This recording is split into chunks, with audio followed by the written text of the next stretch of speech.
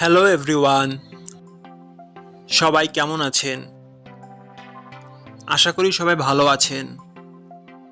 বন্ধুরা, আমরা সবাই জানি যে টাকার রেট ভিন্ন ভিন্ন। মানে কোনো দেশের টাকার রেট বেশি, আবার কোনো দেশের কম। কিন্তু আপনি কি জানেন আজকের দিনে পর্তুগালের 1 ইউরো সমান বাংলাদেশের কত টাকা হয়?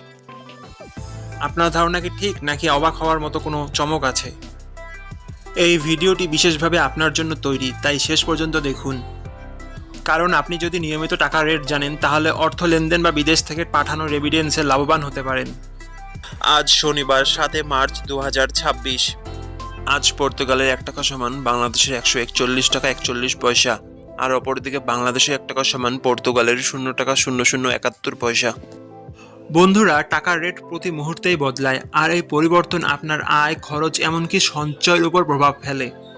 তাই নতুন রেট সবার আগে জানতে এখনই চ্যানেলটি সাবস্ক্রাইব করুন এবং বেল আইকন প্রেস করুন, যাতে কোনো আপডেট মিস না করেন।